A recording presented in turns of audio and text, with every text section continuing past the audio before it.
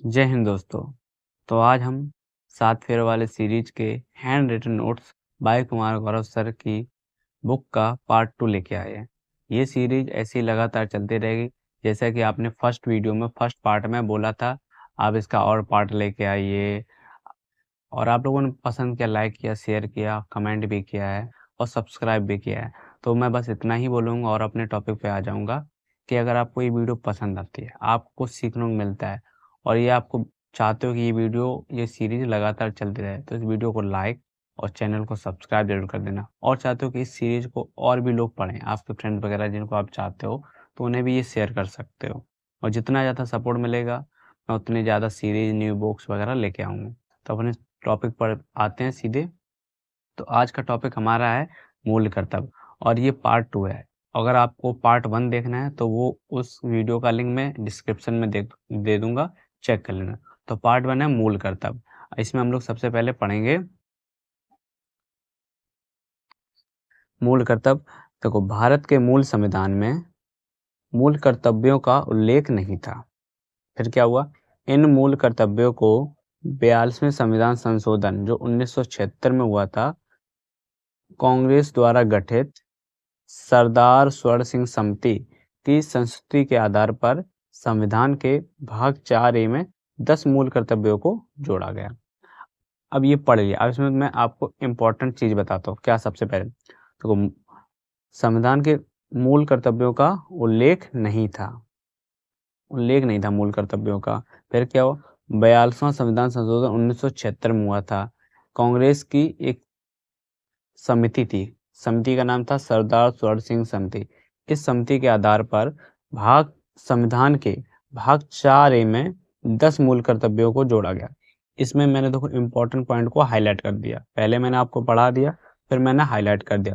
तो आपको इसी तरीके से पढ़ना है, और आप चाहो तो स्क्रीनशॉट ले सकते हो। और आपको चाहते हो कि मैं ये जो पढ़ा रहा हूँ इसकी मैं PDF आपको दूं, तो टेलीग्राम पे GK by mister B2 search कर लेना, फिर आप वहां पे बता देना, मैं आपको वहां PDF प्रोवाइड करा दूंगा। अब आगे बढ़ते हैं। इसके बाद 86वां संविधान संशोधन हुआ। 86वां संविधान संशोधन के द्वारा वर्ष 2002 में 11वां मूल कर्तव्य जोड़ा गया। अब इसमें इम्पोर्टेंट क्या है? 86वां संविधान संशोधन 11वां मूल कर्तव्य जोड़ा गया। ये इम्पोर्टेंट पॉइंट है। और या तो नेक्स्ट, भारतीय संविधान में मूल कर्तव्यों की अवधारणा कहाँ से ली गई थी? सोवियत संघ, जैसे आज वर्तमान में लोग बोलते हैं, रूस से ली गई थी।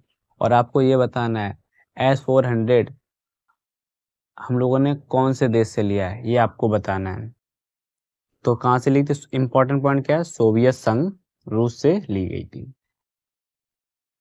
तो आपको कमेंट में जरूर बताना है कि S-400 हम लोगों ने किस कंट्री से लिया है।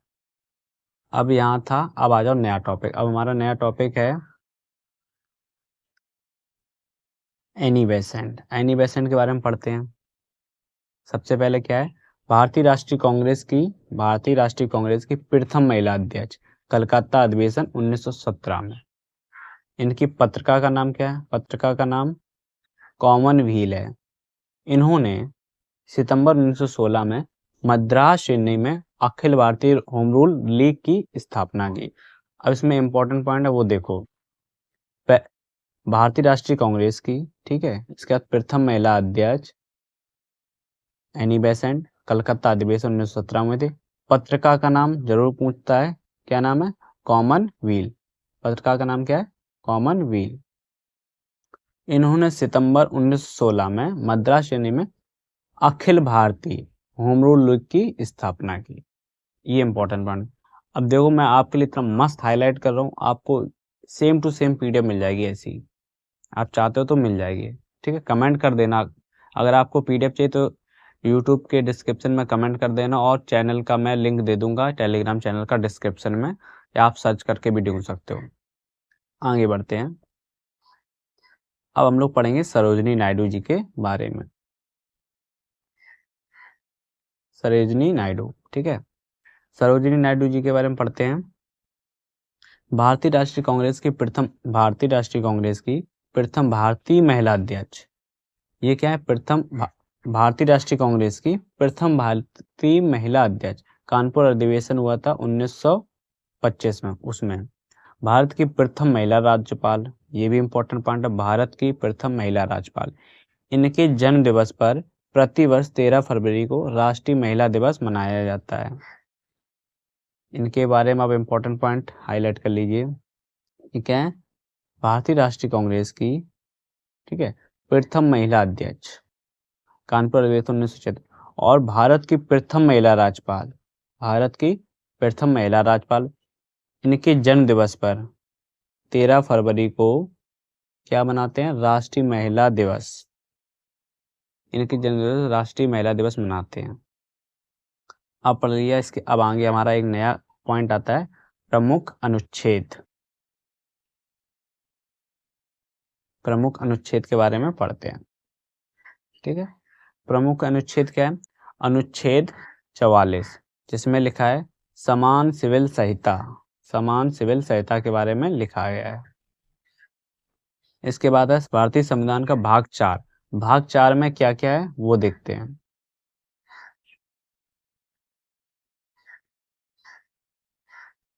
भारतीय संविधान भाग 4, इसमें क्या क्या है वो पढ़ते हैं। सबसे पहले अनुच्छेद 36 से 51 तक है। सबसे पहले भारतीय संविधान भाग 4 का है अनुच्छेद 36 से 51 तक।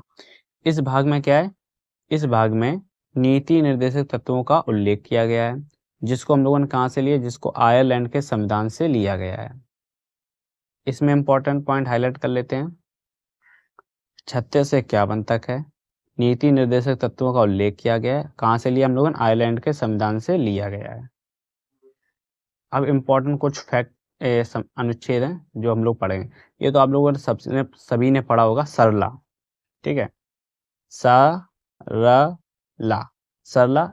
अनुच्छेद 79, अनुच्छेद 81 और अनुच्छेद 79, अनुच्छेद 80 और अनुच्छेद 81। इसमें क्या क्या है? 79 में सा से संसद का उल्लेख, रा से राज्यसभा का उल्लेख और ला से लोकसभा का उल्लेख। ये ट्रिक है, ट्रिक है, सरला, सरला। सा से समझ गए? सा से क्या है? संसद, रा से राज्यसभा और ला से लोकसभा। एक नया पॉइंट, रक्त। अब रक्त के बारे में पढ़ते हैं। रक्त के बारे में क्या है? सबसे पहले रक्त, जिसे हम लोग इंग्लिश में ब्लड बोलते हैं। रक्त समूह की खोज कार्ल लैंडिस्टर ने की थी। सर्वदाता रक्त समूह O- और सर्वग्राही रक्त समूह AB+, और जीवित कोशिका की खोज ल्यू वेन हॉक ने की थी। अब इसका मतलब समझो क्या है? सर्वदाता का मतलब है जो सभी को दे सकता है, जो किसी को भी रक्त की जरूरत हो वो सर्वदाता सबको दे सकता है। और सर्वग्राही का मतलब है जो सभी से रक्त ले सकता है। सबसे इंपॉर्टेंट पॉइंट इसमें क्या है? रक्त समूह की खोज किसने की थी? कार्ल लैंडिस्टर ने की थी। और जीवित कोशिका की खोज किसने की थी? ल्यू वेन हॉक ने की थी। इसमें समझ रहे इंपॉर्टेंट पॉइंट? ठीक है, अब आगे बढ़ते हैं। ये वीडियो मैं सोच रहा हूँ थोड़ी बड़ी बनाऊं, क्योंकि जो मैंने पहली वीडियो बनाई थी इसकी 8 मिनट की बनाई थी, और उस पर आप लोगों ने बहुत ही अच्छा रिस्पॉन्स किया। मैं थोड़ा और इसमें ज़्यादा बढ़ाता हूँ। अब उसी में रक्त परिसंचरण में आगे क्या है? सबसे पहले रक्त परिसंचरण तंत्र की खोज विलियम हार्वे ने की थी। अनुवांशिकता के नियम की खोज ग्रेगर जॉन मेडल ने की थी। रक्त ब्लड तरल संयोजी ऊतक है जिसका पीएच मान 7.4 होता है। पीएच पैमाने की खोज सोरेंस के द्वारा की गई थी। इसमें बहुत ही इंपॉर्टेंट एक सवाल आता है, सबसे ज्यादा आता है, अनुवांशिकता नियम की खोज किसने की थी? किसने की थी? ग्रेग जॉन मेडल ने की थी, सबसे ज्यादा आता है। और इसमें सबसे, और ये इंपॉर्टेंट क्या है? पीएच मान। रक्त का पीएच मान कितना है? 7.4। और पीएच पैमाने की खोज, ये भी बहुत ही इंपॉर्टेंट क्वेश्चन है, ये आता है। सबसे पहले किसने की थी? सोरेंस के द्वारा की गई थी। इसके बाद नया टॉपिक हमारा है सत्यमेव जयते। सत्यमेव जयते के बारे में पढ़ते हैं। यह भारत का राष्ट्रीय आदर्श वाक्य है। भारत का राष्ट्रीय आदर्श वाक्य है। इस शब्द को मुंडको उपनिषद से लिया गया है। अर्थ क्या है, सत्य की जीत होती है। इसका अर्थ क्या है, सत्य की जीत। इसमें सबसे एक ही इंपॉर्टेंट पॉइंट है, किससे लिया गया है, मुंडकोपनिषद से लिया गया है अर्थ। और सबसे ज्यादा यही पूछा जाता है कि सत्यमेव जयते को कहाँ से लिया गया है, तो मुंडकोपनिषद से लिया गया है। इसके बाद हम लोग आगे बढ़ते हैं। आश्रम, 4 आश्रम है। इंपॉर्टेंट 4 आश्रम कौन से हैं? सबसे पहले आता है ब्रह्मचर्य आश्रम, गृहस्थ आश्रम, वानप्रस्थ आश्रम, संन्यास आश्रम। अब सब ये नाम तो इम्पोर्टेंट हैं। इसके बाद सबसे ज्यादा इम्पोर्टेंट एक चीज है कि इन 4 आश्रमों का उल्लेख जबाल उपनिषद से मिलता है। जबालोपनिषद या जबाल उपनिषद से मिलता है। इसके बाद आता हूँ वर्ड। वर्ड क्या होते हैं? 4 वर्ड है हमारे पास। सबसे पहले ब्राह्मण वर्ड, क्षत्रिय वर्ड, वैश्य, शूद्र। ये 4 हमारे पास वर्ड हैं। इसमें भी एक इंपॉर्टेंट पॉइंट सबसे पहले आता है, इन 4 वर्डों का उल्लेख ऋग्वेद के 10वें मंडल के पुरुष सूक्त में मिलता है। हम लोगों ने क्या पढ़ा? 4 आश्रम पढ़े, 4 वर्ड पढ़े, अब 4 धाम पढ़ते हैं। 4 धाम पढ़ते हैं। सबसे पहले इंपॉर्टेंट 4 धाम, ठीक है। इसमें क्या है, सबसे पहला धाम है बद्रीनाथ, जो कहाँ है, उत्तराखंड में। द्वारका गुजरात में, पुरी उड़ीसा में, रामेश्वर तमिलनाडु में। 4 धाम, 4 वर्ड और 4 आश्रम। इंपॉर्टेंट पे हाईलाइट कर लेते हैं। बद्रीनाथ, द्वारका, पुरी, रामेश्वरम, ये 4 धाम है। और ये जो मैंने ब्लैंक जगह छोड़ी, ये स्टेट है कि कौन सा स्टेट कौन सा धाम कौन से स्टेट में है। अब आओ साइंस के बारे में थोड़ा। साइंस के बारे में प्रमुख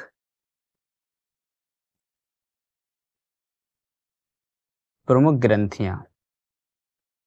अब प्रमुख ग्रंथियों में भी अलग एक पार्ट। सबसे पहले प्रमुख ग्रंथि में अग्नाशय ग्रंथि। अग्नाशय ग्रंथि क्या कहती है, ये समझते हैं। इस ग्रंथि को बीटा कोशिका से इंसुलिन हार्मोन निकलता है। इस ग्रंथि से बीटा कोशिका से इंसुलिन हार्मोन निकलता है। इंसुलिन की कमी से मधुमेह रोग होता है। यह एक मिश्रित ग्रंथि है। इस ग्रंथि के रस को पूर्ण पाचक रस कहा जाता है। ये बहुत ही इंपॉर्टेंट है। इसमें मैं इंपॉर्टेंट पार्ट हाईलाइट करता हूँ। इस ग्रंथि के बीटा कोशिका से इंसुलिन हार्मोन निकलता है। इसकी कमी से मधुमेह रोग होता है। यह एक मिश्रित ग्रंथि है, ठीक है। इस ग्रंथि के रस को पूर्ण पाचक रस कहा जाता है। समझ में आ रहा है? क्लियर दिख रहा है हाईलाइट में? अब इसके बाद आ जाओ थायराइड ग्रंथि। थायराइड ग्रंथि, यह ग्रंथि क्या है, इसके बारे में पढ़ते हैं। यह सबसे बड़ी अंतःस्रावी ग्रंथि है। इस ग्रंथि से थायरॉक्सिन हार्मोन निकलता है। आयोडीन की कमी के कारण इस ग्रंथि का आकार बढ़ जाता है। हासी माता रोग इस ग्रंथि से संबंधित है। तो थायराइड ग्रंथि गले में देखना जब भी होता है तो बढ़ जाती है। तो इसमें इंपॉर्टेंट पॉइंट बहुत है। सबसे ज्यादा अभी ये आती है साइंस में, रेलवे साइंस ले लो, बहुत ही आती है। सबसे बड़ी अंतःस्रावी ग्रंथि है। कैसी है? अंतःस्रावी ग्रंथि। थायरॉक्सिन हार्मोन निकलता है। इंपॉर्टेंट पॉइंट, आयोडीन की कमी के कारण इसका आकार बढ़ जाता है। हासी माता रोग बहुत ही इंपॉर्टेंट। हासी माता रोग किस ग्रंथि से संबंधित है, ये पूछा जाता है। हासी माता रोग थायराइड ग्रंथि से संबंधित है। नेक्स्ट टॉपिक पे आते हैं हमने, इसी में पीयूष ग्रंथि। पीयूष ग्रंथि के बारे में पढ़ लेते हैं। अब मैं देखो पहले आपको पढ़ा रहा हूँ अंडरलाइन कर करके, उसके बाद मैं उसमें इंपॉर्टेंट पॉइंट बता रहा हूँ, जिससे कि आप अगर ये पीडीएफ दोबारा पढ़ते हो तो आपको वही हाईलाइट मिल जाएगा। बहुत ही मजा आ जाएगा पीडीएफ से दोबारा पढ़ के रिवीजन करने में। पहले पढ़ो फिर हाईलाइट करो, बहुत ही अच्छा दिखता है, समझ में आता है। इस ग्रंथि को मास्टर ग्रंथि कहा जाता है। इस ग्रंथि से प्रोलैक्टिन, ऑक्सीटोसिन, वैसोप्रेसिन हार्मोन निकलता है। बस इसमें इंपॉर्टेंट पॉइंट हाईलाइट कर लो। सबसे पहले आता है, इसे मास्टर ग्रंथि कहते हैं, ठीक है। हार्मोन कौन कौन से निकलते हैं? प्रोलैक्टिन, ऑक्सीटोसिन, वैसोप्रेसिन हार्मोन निकलते हैं, ठीक है। इसके बाद आ जाओ वृषण ग्रंथि। यह वृषण ग्रंथि पुरुषों में पाई जाती है। यह एक नर जनन ग्रंथि है, ठीक है। नर मतलब पुरुष में पाई जाती है। इस ग्रंथि से टेस्टेस्टेरोन हार्मोन निकलता है। सबसे इंपॉर्टेंट पॉइंट है यही है, टेस्टेस्टोरेन हार्मोन निकलता है। इसके बाद आ जाओ नेक्स्ट, एड्रिनल ग्रंथि। एड्रिनल ग्रंथि इसमें पढ़ते हैं। इस ग्रंथि को लडो या भागो ग्रंथि भी कहा जाता है। लडो या भागो ग्रंथि यह एक अंतःस्रावी ग्रंथि है। अंतःस्रावी ग्रंथि की खोज विलियम बेलिस व अर्नेस्ट स्टार्लिंग ने की थी। ये क्वेश्चन आता है, किसने खोज की थी।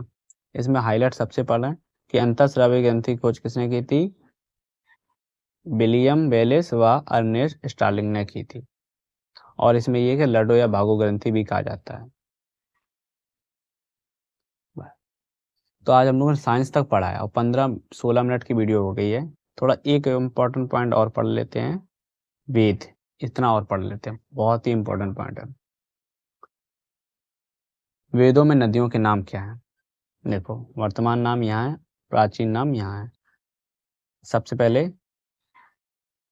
झेलम नदी।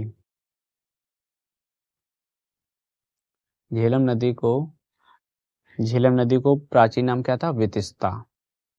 प्राचीन नाम वितिस्ता। चेनाब नदी अश्कनी।